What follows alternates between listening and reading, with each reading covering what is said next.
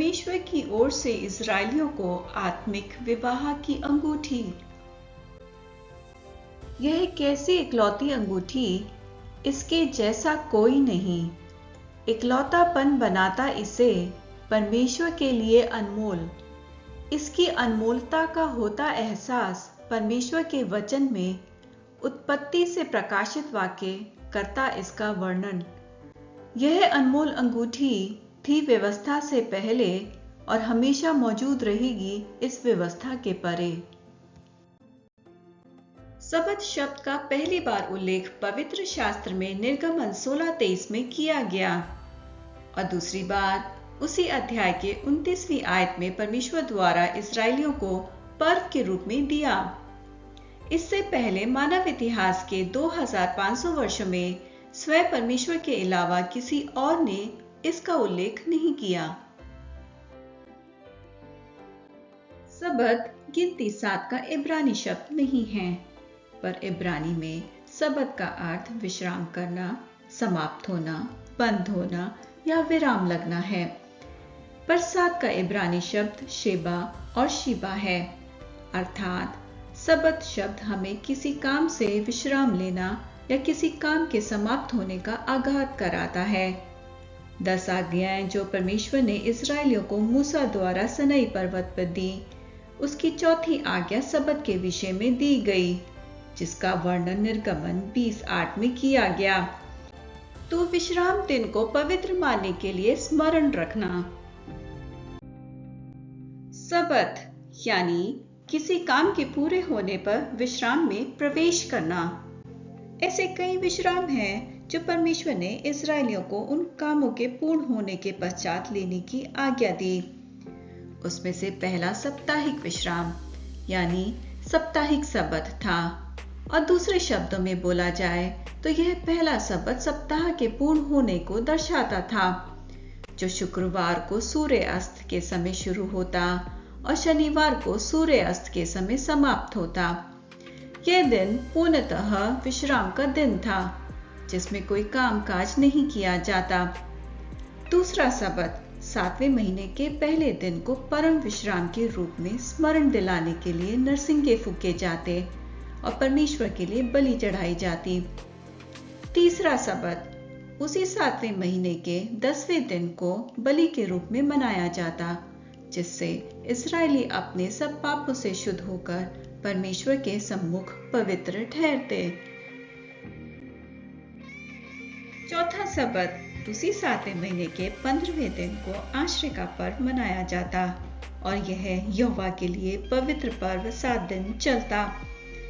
पांचवा सबत 7वें साल का सबत ठहरता, जो कि भूमि के लिए था, जिसका अर्थ 7वें साल उपजाऊ भूमि को विश्राम देना था। छठवां सबत जो 50वें साल का सबत था। लेवी व्यवस्था 25:8 में लिखा है कि तुम 7 वर्षों के 7 समूहों को गिनोगे, यह 49 वर्ष होंगे। इस समय के भीतर भूमि के लिए 7 वर्ष आराम के होंगे। यह 50वां वर्ष जुबली का वर्ष कहलाया जाता। इस जुबली के वर्ष में सबको छुटकारा मिलता, भूमि को, लोगों को उनके कर्ज से, गुलामी से, और वह अपने समुदायों में लौटने के लिए स्वतंत्र होते। यह जुबली का वर्ष विश्राम का वर्ष कहलाता। 70 सालों की बाबुल की बंधुआई मुख्य रूप से इस्राएलियों द्वारा उन विश्राम वर्षों का ना पालन करने के कारण हुई। इस्राएली लगभग 500 वर्ष तक उस प्रतिज्ञा की भूमि पर रहने के बाद उस प्रतिज्ञा की भूमि को वो 70 वर्ष विश्राम के नहीं मिले थे।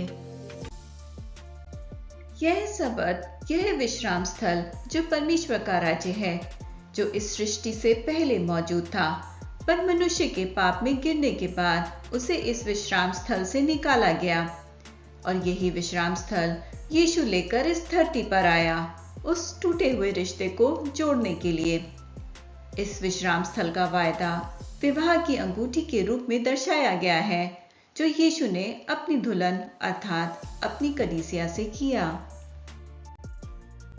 सबत परमेश्वर यहोवा की चौथी आज्ञा थी, तो विश्राम दिन को पवित्र मानने के लिए स्मरण रखना।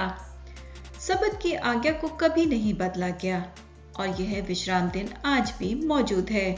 परमेश्वर के राज्य के रूप में। इब्रानियों 4:3-5 में परमेश्वर कहता है, जिन्होंने विश्वास किया वो परमेश्वर के विश्राम में सम्मिलित होंगे।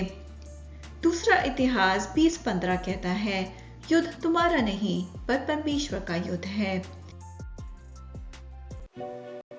यह है परमेश्वर का सबत, यह परमेश्वर का विश्राम जो अपनी दुल्हन को इस संसार के युद्ध से मुक्ति दिलाता और अपने विश्राम स्थल में पहुंचाता।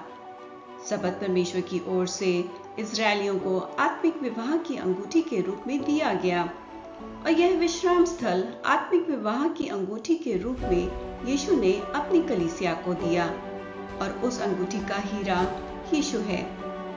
यीशु परमेश्वर के राज्य को इस धरती पर लेकर आया और इस राज्य का इकलौता फाटक केवल यीशु है। मनुष्य की सृष्टि 6वें दिन, परमेश्वर का विश्राम 7वें दिन और यह 7वां दिन मनुष्य का पहला दिन रहा। निर्गमन 35 इस बात का प्रमाण देते हुए कहता है कि उस इकलौते क्रूस पर की नजर परमेश्वर के सबत में प्रवेश कराते हुए उस अनंत काल के विश्राम में पहुंचा देती है। परमेश्वर के राज्य में उसकी कलीसिया विश्राम दिन से आरंभ करते हुए उसकी इच्छा के अनुसार उसके राज्य में जीती है। यह सबत परमेश्वर का 7वां दिन और मनुष्य का पहला दिन बना और इस पहले दिन को परमेश्वर ने अपना दिन बनाया। यह परमेश्वर का दिन है, यह उसका और उसकी कलीसिया का संगति का दिन है। यह सबत की आराधना उस आत्मिक विवाह की अंगूठी के साथ का तोहफा है जो यरीहो की दीवार गिराती, जो इस संसार की बेड़ियों को तोड़ती और अपनी कलीसिया को विजय के स्थान पर लाकर खड़ा करती। इस सबत को जिन्होंने रीति बनाया उन्होंने सबत की आराधना की सामर्थ खोई। परमेश्वर ने सबत में अपनी मेज जोड़ी। यह तीसरे सबत का प्रतिरूप। यह सबत बलि के रूप में मनाया जाता जिससे इस्राएली अपने सब पापों से शुद्ध होकर परमेश्वर के सम्मुख पवित्र ठहरते। यह सबत की मेज 3 बातों की यादगार बनी। पहला, भूतकाल के लिए, यह रोटी, यह परमेश्वर का राज्य, यह परमेश्वर का सबत, यह परमेश्वर का शरीर जो उसकी कलीसिया के लिए है। इसी के साथ यीशु अपनी प्रिय कलीसिया से एक दिली व्याख्यात करते हुए जाता है कि भूतकाल का किया उसे भूलकर यीशु के लहू में ढपकर जो मैंने किया उसे याद कर मेरी देह में सम्मिलित हुआ करो। दूसरा, वर्तमान काल के लिए, परमेश्वर पवित्र है, वो भस्म करने वाली आग है, बिना पवित्रता के कोई उसके सम्मुख प्रवेश नहीं कर सकता। इसलिए वह अपनी प्रिय कलीसिया को चेतावनी देते हुए कहता है कि जो कोई भी प्रभु की रोटी या प्रभु के प्याले में से अनुचित रूप से खाए और पिए वो अपराधी ठहरेगा। इसलिए वह व्यक्ति अपने आप को पहले जांचे, तब परमेश्वर के सम्मुख आकर उसकी आराधना करे। तीसरा, भविष्य काल के लिए, परमेश्वर अपनी कलीसिया को अपने स्वरूप में रच रहा है। मरकुस 10 इस बात का खुलासा करते हुए कहता है कि वो दोनों एक देह हो जाएंगे। जिससे परमेश्वर ने जोड़ा उसे मनुष्य अलग नहीं कर सकता। अनंत काल का परमेश्वर और उसकी कलीसिया पवित्रता के साथ उससे अनंत काल के लिए एक देह होंगी। यह कैसा सबत, यह कैसा विश्राम स्थल जहां दानियल सोया शेर की खाल में, पतरस सोया उस अंधेर काल घर में और यीशु ने सोकर दिखाया इस संसार के तूफान में। उसकी कलीसिया इस संसार में कैसी भी परिस्थितियों से गुजर रही हो, पर उसके राज्य का विश्राम, उस विश्राम की अंगूठी के रूप का वायदा हमेशा अनंत काल तक उसकी कलीसिया के साथ मौजूद है। यह सबत, यह विश्राम परमेश्वर के काम की पूर्णता है। अपनी दुल्हन की पूर्ण रचना का प्रकाशन परमेश्वर प्रकाशित वाक्य में प्रकाशित करते हुए कहता है कि जब उसकी कलीसिया इस धरती पर 1000 वर्षों तक राज्य करेगी, वह उसकी कलीसिया का पूर्णता का दर्शन है। मत्ती बताता है कि इस दुनिया ने यीशु की शादी के प्रस्ताव को इनकार ही नहीं किया, बल्कि उसका मूल्य भी ना जाना। इस दुनिया की नजर में वह चोर उस श्रापित क्रूस पर अपनी हारी हुई और अंतिम जीवन की लड़ाई से संघर्ष करते हुए प्रतीत हो रहा है। पर उसकी इकलौते क्रूस पर की नजर उसकी हारी हुई लड़ाई को अनंत काल के विश्राम के जीवन में तब्दील कर गई। इस संसार और इस संसार के शरीर की नजर में उसकी कलीसिया इस जीवन के युद्ध से संघर्ष करती हुई जरूर नजर आती, पर वास्तविक रूप में उसकी कलीसिया उसके अनंत काल के विश्राम में विजय के साथ जीती और यरीहो की दीवारों को चकनाचूर करते आगे बढ़ती जाती। यह सब उस परम पवित्र के कामों के द्वारा जो उसका विश्राम और उसके कामों की पूर्णता है। शरीर की उपज जो अपनी इच्छा के साथ चला, उसने पाप किया। परमेश्वर ने निर्गमन 31:15 में आज्ञा दी, जो सबत यानी परमेश्वर के विश्राम का पालन नहीं करता, वो परमेश्वर के राज्य से काट डाला जाएगा। वो परमेश्वर का कभी था ही नहीं। जो व्यक्ति विवाह के वस्त्र में नहीं, उसे राजा ने हाथ पांव बंधवा कर बाहर अंधेरे में फेंका। सबत परमेश्वर का विश्राम, परमेश्वर का राज्य, यह विश्राम था व्यवस्था से पहले और तोहफे में मिला इजरायलियों को। यह साप्ताहिक सबत तैयार कर रहा है अपनी कलीसिया को अंश अंश करके उस जुबली के सबत में, उस महान छुटकारे में जहां पापों की गुलामी से छुटकारा है, उस अनंत काल के विश्राम में प्रवेश के लिए।